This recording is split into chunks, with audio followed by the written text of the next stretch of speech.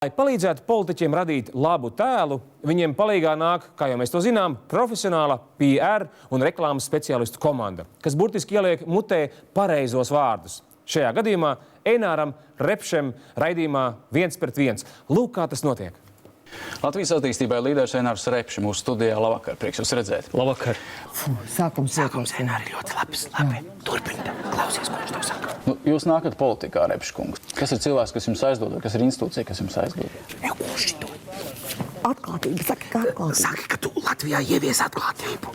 Un politikā es esmu gan ieviesis atklātības principus un deklarēšanās principus, gan arī deklarējies. Kad ir 12. gadā jums bija, laikam, parāda apjoms par aizdevumiem bija 400 000, ja nemaldos. Cik? Es nezinu. Es arī nezinu. Bet tā varētu būt. Nē, nu tā var būt. Saki, ka tā varētu būt. Tā varētu būt, jā. Jūs esat lidojis ar lidmašīnu, bet es lasīju ienākuma deklarāciju, ka lidmašīna ir pārdota. Einār, tagad mierīgi paceries. Ekstrēms nodarbs. Kas jums šobrīd ir tāds? Šobrīd es rodat adrenalīnu. Brīvā laikā ārā, kad ir pietiek. svaigs. Ko viņš ar ūdens klās? Neiet. Paceries. Paceries. Tu baterijas nomainīji? Nē. Nu, forši. Viņš taču mūs necirs. Uri. Pietiek pāris šādas intervijas un adrenalīns nodrošināts pusgadam.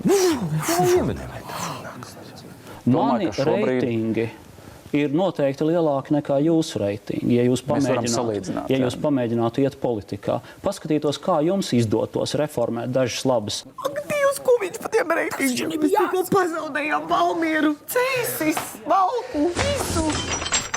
Un viņu arī. Ak, Dievs, cik švaks. Nu, pagalām. Viņi taču nevar paļaut vēlēt. Skaties tālāk. Jums ir nojausma, kā strādājot Eiroparlamentā no šīs programmas Radošā Eiropa var izcīnīt naudu Latvijai? Žagaram noteikti ir. Bet jums? Es nekandidēju Eiropas parlamentā. Žagars to izdarīs. Tu pa Žagaru viņam stāstīji? Protams, bet ne jau šito. Ak, Dievs, tās ir beigas. Kurš nekliedz? Man slikti. Kas tev ir? Twitterī es pajautāju cilvēkiem, ko viņi vēlētos jums uzdot. Un viena liela daļa vēlējās uzdot tādu jautājumu, es nezinu, uztver to kā joku vai nopietni. Vai tur ārā kāds ir?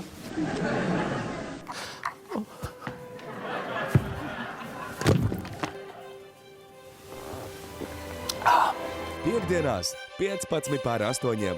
Raidījums Valstī viss ir kārtībā. TV3.